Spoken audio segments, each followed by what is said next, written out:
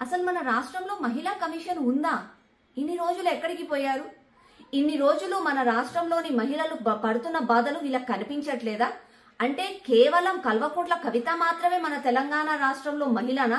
మిగతా 2 కోట్ల మంది మహిళలు వీళ్ళకి కనిపించట్లేదా? అసలు ఇది మహిళా కమిషన్ అనాలా లేదంటే కల్వకుంట్ల కమిషనా?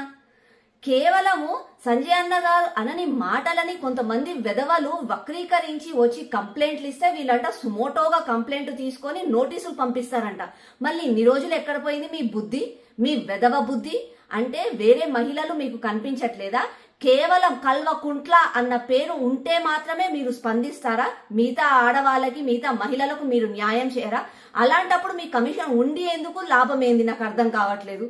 మన రాష్ట్రంలో ఒక ఎమ్మెల్సీ పదవిలో ఉండి కౌశిక్ రెడ్డి గవర్నర్ గారిని అసభ్యంగా మాట్లాడితే అప్పుడు స్పందించని మీరు, డాక్టర్ ప్రీతి అనే అమ్మాయి ర్యాగింగ్ కారణంగా అన్యాయంగా ప్రాణాలు పోతే అప్పుడు స్పందించడానికి మనసు రాని మీకు, కనీసం మాట్లాడడానికి నోర్లు లేవని మీకు, నవ్య అనే సర్పంచ్ పైన ఎమ్మెల్యే ఓపెన్ గా అమ్మాయి పాపం బయటికి వచ్చి మరీ ఏడ్చుకుంటూ బాధలు చెప్పుకుంటే అప్పుడు స్పందించని మీ మహిళా కమిషన్, కొత్తగూడెం మున్సిపల్ చైర్మన్లు, మళ్ళా కార్పొరేటర్లు, మహిళా నేతలు ఇవన్నీ ఎవరో కాదమ్మా, కల్వకుంట్ల వాళ్ళకు సంబంధించిన వాళ్ళ నాయకులు, బీఆర్ఎస్ నాయకులు చేస్తుంటే ఆ రోజు స్పందించని మీరు కేవలం సంజయ్ అన్న గారు అనని మాటలని ఏదో అతను మొత్తం స్పీచ్ లో మాట్లాడేటప్పుడు యాజ్ యూజువల్ గా నువ్వు తప్పు చేసినవురా, నిన్ను కొట్టకపోతే ముద్దు పెట్టుకుంటామా అన్న ఒక సామెతని పట్టుకొని, తెలంగాణలో మాట్లాడే మాటలను పట్టుకొని, కేవలం ఆ ఒక్క సెంటెన్స్ ని పట్టుకొని మీరు ఆ కంప్లైంట్లు తీసుకొని సుమోటోగా తీసుకొని నోటీసులు ఇస్తారంట.